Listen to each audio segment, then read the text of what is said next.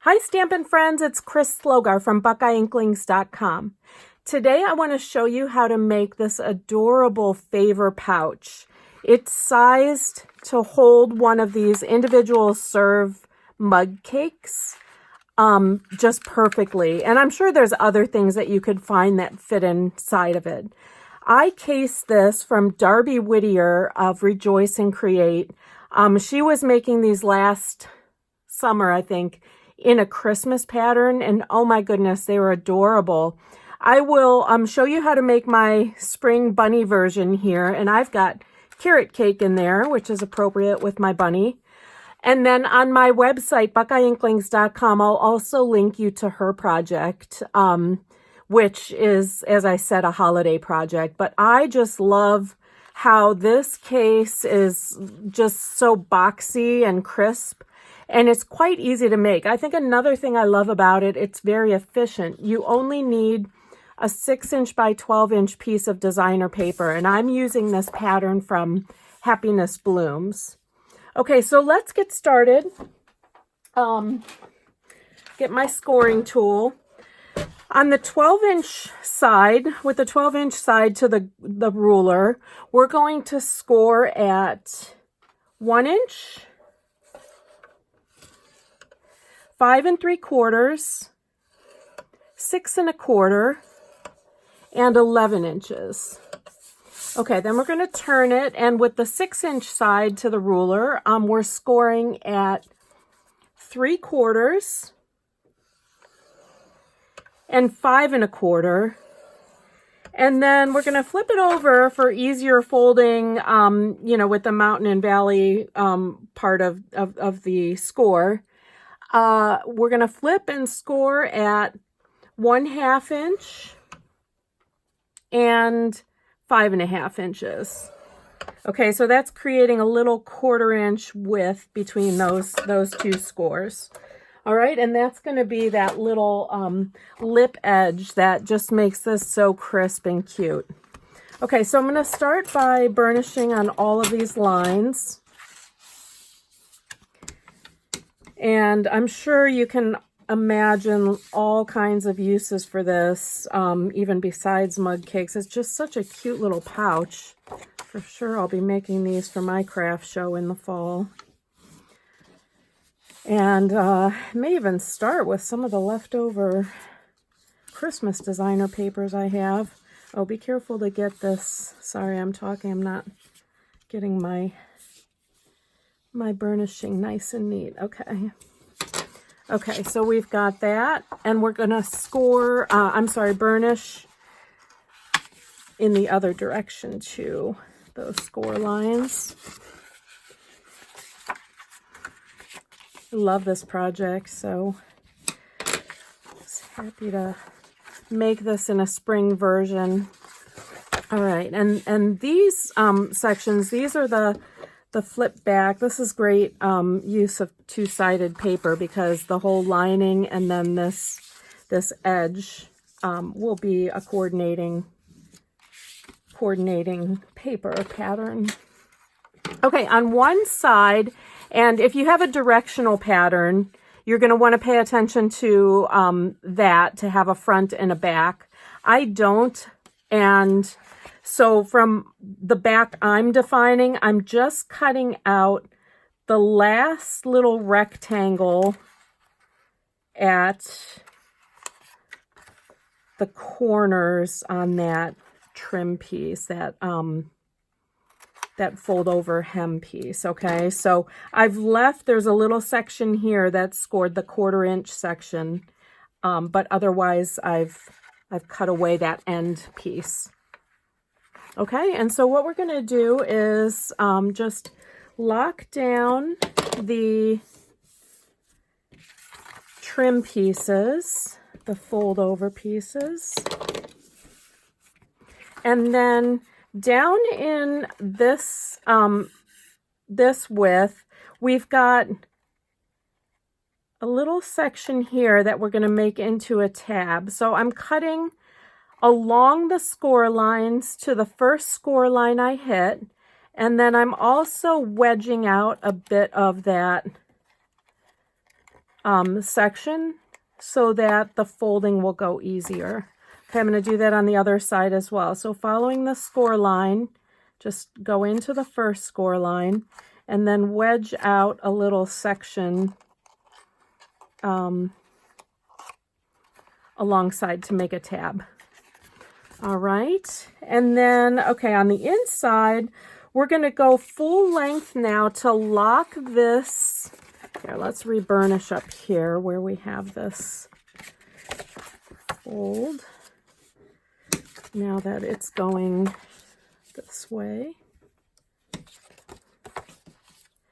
Okay, and then we want to lock down this section. The 1/4 inch width is going to be adhered to basically the inside of the bag to make that lip.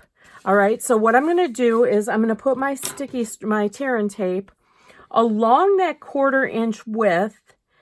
And if anything, I'm going to err, because this is also a 1/4 inch, I'm going to err on the side of having that tape overlap into the midsection of the bag, because we are folding that piece onto itself. Okay, so I definitely don't want any out in this outer area, and I'm going to lay that down the length there, and also on the other side. And again, on this side, I'm not going to go out into this section. If anything, I'm erring on the side of having a little of the tape overlap that fold.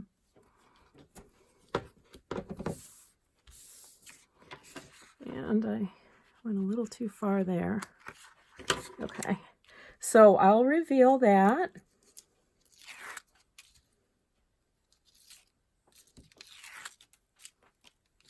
And then I'm just folding that over on itself, and that is what is going to make that nice crisp little lip there to give the package its structure.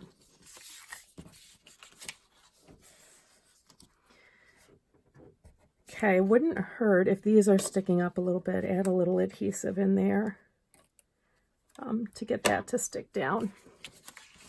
Okay. So now all that's left is to bring this together to make the pouch, okay? And so how we're going to do that, we're going to have a little piece of tear and tape on these tabs. And let me cut off where I go too far here. And then from the front, kind of keep in mind which is the front. And I'm going to put my tear and tape. Okay, so this is the back where we have this piece cut away. I'm going to put my tear and tape on the inside of those front tabs. Okay. Just the front height, which is half the length of what we have out here. Trim off, I got a little extra there. That's sticking up. Okay, and then I'm going to reveal all of this adhesive on the little tabs. And also on that length.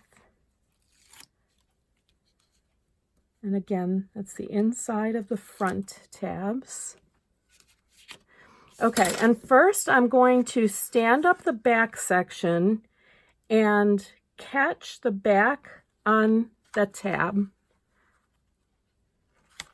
Okay, and then I'm going to bring the front up around the tabs for the back and get them as close as we can.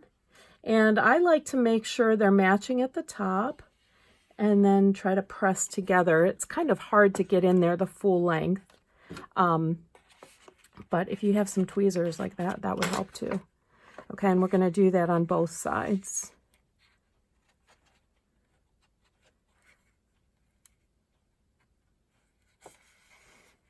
So I have a little extra bit of my score line sticking up here from where I trimmed. Let me trim that away. Okay, and there you have that super cute little squarish, very boxy shape. And I've got one of these mud cakes. This is carrot cake to go with my bunny here and my spring theme. And the Duncan Hines ones, as Darby pointed out, have directions right on them. All right, and I've already made up on a stitched oval the Greeting Sweet Wishes, which is from that Hello Cupcake set. I think that's a total keeper for those greetings. They're very pretty, and they fit nicely on the punches. Okay, so I have that stamped in lovely lipstick, and then I have the Best Bunny stamped and punched on Whisper White and colored with just these 4 colors. I've got my blends, the light petal pink, the light crumb cake, and Granny Apple Green, and dark pumpkin pie. The Granny Apple Green is also dark. Okay, so I've revealed the adhesive there. I've already got that all mounted up. And I have a bow out of lovely lipstick as well. So I'll just add that. And I'm going to use 2 glue dots on that, since it's a bigger bow and it might get pushed. And stick that on. And there you have it. I just think those are adorable. So thanks so much, Darby, for the idea. And check out BuckeyeInklings.com. I'll link you over to her Christmas version, which is also super cute. Thanks, guys. Have a great day.